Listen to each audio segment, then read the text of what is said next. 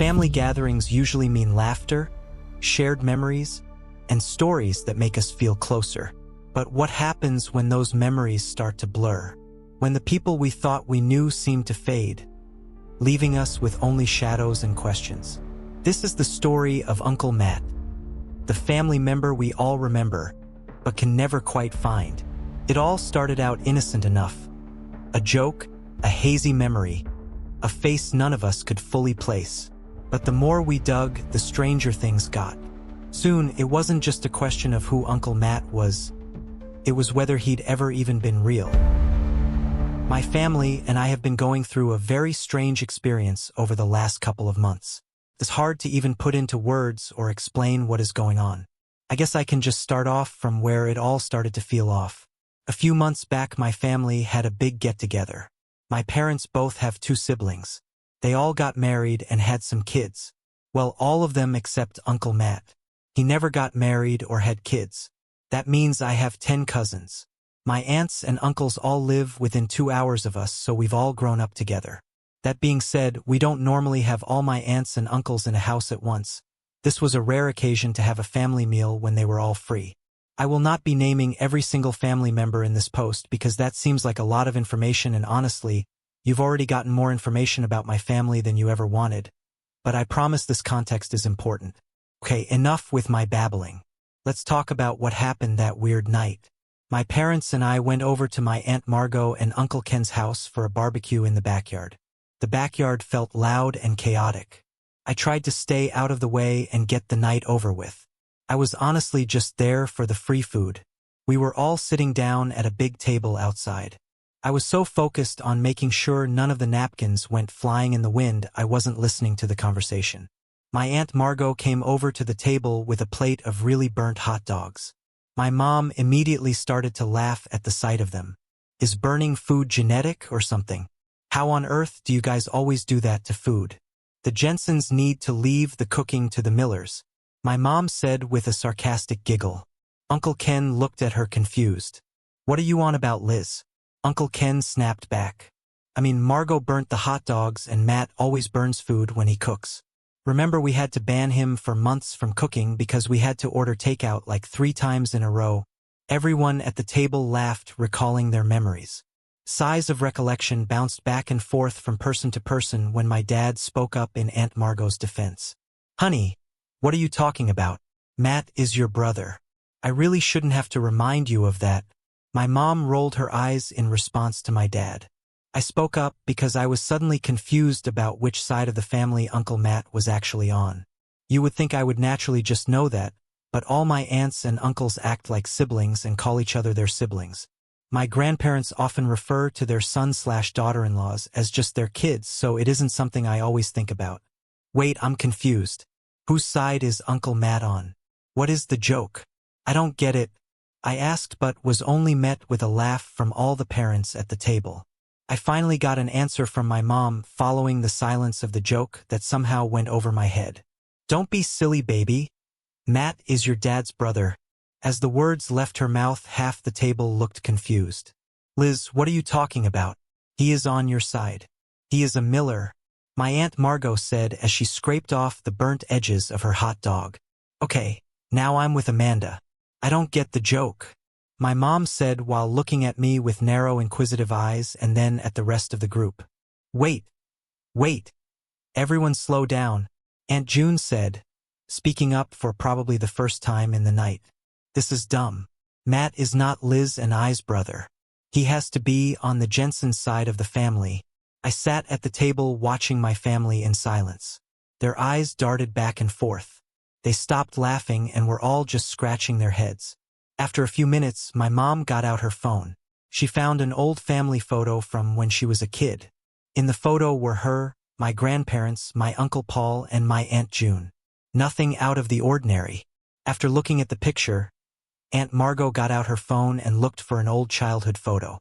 Aha! Found one, she stated as she showed off the photo on her phone. Yet again, the photo was normal. It had my grandparents, my dad, Aunt Margot, and Aunt Susan. The next hour consisted of both sides of the family going back and forth showing photos. None of them with Uncle Matt in them.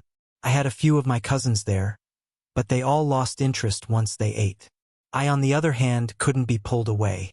I was engrossed in learning where the heck Uncle Matt came from. They kept talking back and forth. They figured maybe he wasn't anyone's sibling. Maybe he was related by marriage or a second cousin twice removed that I just called Uncle Matt because that was the easiest thing to call him. We all have a relative like that, right? I know an easy solution you might be thinking of is to just call him up. That's also what I said, but he was working and they didn't want to interrupt him, but guess what? I needed answers, so I decided to call him. However, when I looked at my phone, I couldn't find him in my contacts. I looked through it multiple times. I remembered texting him about something a few days back, so he should have been in my text history. Still nothing.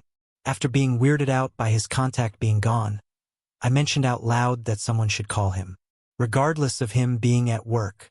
No one agreed with me, but once I told them his contact was missing from my phone, they all got curious and looked to see if he was missing for them too. We were all in shock to find him missing from all our phones. The family started to dig through their camera rolls and any digital libraries they had to try and find any photo of him. Uncle Andrew thought he had a photo of the back of him, but we soon found that we all remembered him looking differently. Uncle Andrew showed a picture of the back of a bald man who looked pretty tall. Aunt June called him crazy and recalled him having long curly red hair. It wasn't like we hadn't seen him in a year or that he was some kind of distant memory. I saw the guy last week. He came over to my house to help me with some homework, and I can tell you he didn't have red hair or no hair at all. He was, well, shoot, I can't remember what he looked like now that I think about it. It was safe to say we were all creeped out. As the sun went down and it got chilly out, the group moved inside. Normally, this is when everyone would go home, but I saw Aunt Margot start a pot of coffee. It was going to be a long night. The air was tense and full of unease. None of the adults wanted to go home until they had answers. I could tell the adults wanted to talk more but didn't want to worry the younger cousins. My older cousin Maddie clearly didn't care about anything that was going on. She just wanted to sleep.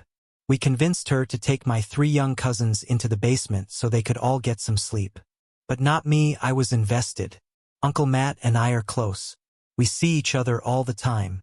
How could I not have a shred of evidence that he even existed? As my cousins shuffled downstairs, all the adults huddled around a big whiteboard Aunt Margot slapped on the kitchen island. They started to write down everything they could remember. What he looked like, the last time they saw him, memories of him. None of it was coherent. It seemed he was a completely different person in all our memories, even if it was a memory where multiple people were around. One of the only things that we could all agree on was that the Jensens always thought he was on the Miller side of the family and the Millers always thought he was on the Jensen side. My mom recalled a story of Matt and my dad going to a lake to fish, but the hook got stuck on Matt's hat and went flying. My dad told us he remembered my mom telling him the same exact story many times. Everyone had memories of stories where he was on the other side of the family. Soon everyone was on the phone with a new family member trying to tell them the situation and asking what they thought about everything. My aunts and uncles were talking to realities on the phone I didn't know I had. Relatives that probably only met Matt a couple times at best. All I heard was one dead end at a time. No one knew where he came from or where he went. So the big question was, who is Matt? Was he just some random guy who weaseled his way into the family, telling one side of the family one thing and the other side another? Or was it something so much worse? As the sun came up that Saturday morning, we were all still scratching our heads. The deeper we got into who Matt was, the more freaked out everyone got. I was honestly surprised they let me stay with them all night long. The more digging everyone did, the farther away we felt. The more rabbit holes we went down, the less real he seemed. We couldn't find any evidence that he ever existed. Some of us searched all over the internet for Matt Jensen or Matt Miller, and a few of us searched for other last names in the family. Of course, it was kind of hard to know who we were looking for given we didn't know what he really looked like. After hours of discussion, we compiled a list of attributes that never wavered about Uncle Matt. He was a man, he never had a mustache, he was tall, he was bad at math, and he loved Jim Carrey movies. That might seem like a random grouping of facts, but that's because it was. We couldn't even remember where his house was. Some of us completely forgot and others remembered different houses. It didn't matter. We weren't going to start knocking on doors to find a man we were concerned never existed. We started to believe that as soon as we began to question who he was, he just simply started to fade away into nothingness. Like it was some kind of self-destructive on his own consciousness. It was around 9 a.m. that morning when people started to fall asleep on couches. The night before started with everyone being determined and saying the night wouldn't end until we found Uncle Matt. But here we all were, exhausted and with little to no answers. It felt like accepting defeat by napping on the couch, but we couldn't do much else. At 11 a.m., we all woke up to the sound of my cousins playing in the next room over. We all sat up and rubbed our eyes. You could practically see the gears turning in everyone's heads as they woke up from their stupors.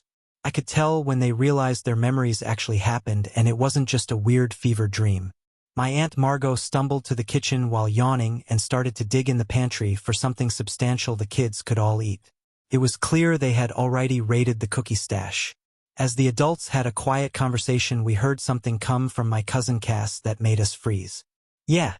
Remember last night when Uncle Matt gave us all those cookies? It was so much fun," my small cousin said with a hop and a skip. "Wait, Cass. Get over here and say that again," my Uncle Andrew yelled in an attempt to sound intimidating but came out with a voice crack. Cass walked over to us looking like a confused puppy who just got yelled at. "What did I do wrong, Uncle Andrew? I thought if Uncle Matt offered us cookies I could have them." "Cass, you are not in trouble. This is very important. Are you telling me Uncle Matt was with you guys last night?" Uncle Andrew tried to say in a gentle tone to not scare Cass. "I mean, not the whole night, but he brought us all cookies and put a movie on for us. Then he said he wanted to go hang out with you guys upstairs," Cass told us with a quiet voice.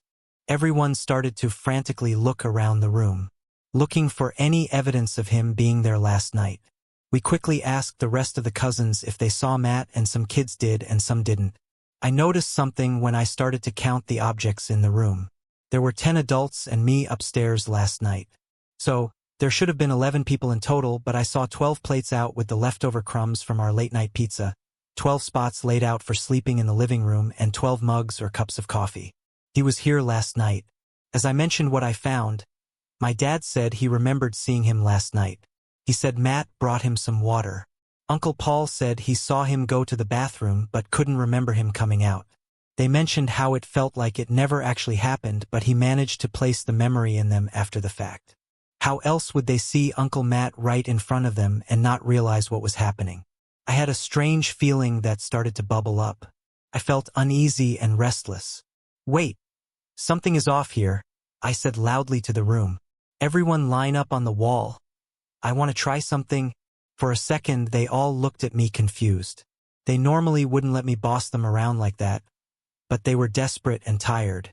All the adults lined up against the wall. As I walked by then, I counted out loud. Something strange happened. I counted 12 people, including me. None of the kids were lined up. I wasn't counting myself twice. There was an extra person. Uncle Matt wasn't just here last night. He was with us in the room at that moment. Other members of the family even tried to count. We did it over and over again, even adding one of the kids to the mix, but every single time there was one extra person, but we still couldn't see him. How was he hiding in plain sight? Everyone ended up leaving my Aunt Margot's house that afternoon. We were all still extremely creeped out about the whole thing. But what could we do about it? Not much. It's not like Uncle Matt ever did anything violent. Mostly normal behavior except for a few memories of him that were kinda weird. One of us remembered seeing him in the kitchen, stacking and unstacking bowls for hours. Another person remembered him once packing for a vacation, but his suitcase only had trash bags in it. And I have a memory of us sitting in front of a fireplace with him, reading the instruction manual to a blender for a bedtime story. At least those were the kind of memories we had in the beginning. As the weeks went on, we started to remember things that got more and more concerning. He showed up in our houses in the middle of the night, or buying us all hammers for Christmas. He once bought hundreds of dollars worth of knives and put them in my dad's car. Once we developed disturbing memories of him, we tried to tell the police. Of course, they couldn't find any evidence of his existence, so they couldn't help us. It didn't help our case that we couldn't even give them a last name. How on earth are they supposed to find a guy based on his name being Matt and no physical features? So who is Uncle Matt? I can say with 100% certainty, I have no clue. Is he a man? Is he an entity? Is he a figment of our imaginations? Or is he nothing at all? I don't know. And that's the worst part of all. He seems to always be around at family dinners. Most of the time, I count the number of people I end up with an extra person. He feels like a virus, always implanting a memory of himself being around, but in the moment I never see him. It seems to be a family joke at this point, always leaving out an extra plate for him or something. In my opinion, no one is taking this situation seriously. I know he hasn't hurt anyone, but why should we wait for something to happen? I swear I can feel it when he shows up. The hairs on the back of my neck stand up. My family has given up on trying to figure out who or what Uncle Matt is, but I haven't. It feels like they have all just forgotten the disturbing memories of him. I swear the deeper I dig to find him, the worse the memories get. Like he is rotting and festering in my memories, right before my eyes. I'm starting to think it's his attempt to stop me from looking for him. The fact that he is punishing me for looking for him makes my concern grow more and more. Why is he suddenly running now that I am on to him? Why is he so afraid of me finding him? And what will happen once I do find him? I will find you, Uncle Matt. I will find out what you are. Months have passed, and the mystery of Uncle Matt just keeps getting stranger. We remember him, but he's never really been there. No photos, no solid proof. Just faint memories that fade every time we try to pin him down. They say family is forever. But what happens when a family member might never have existed? Maybe he's out there somewhere watching and waiting. Or maybe he's closer than we think, slipping between the cracks of our reality. If this story gave you chills, don't forget to like, share it with a fellow Mr. Lover, and subscribe for more stories like this. Who knows? Maybe together we'll uncover more than we bargained for.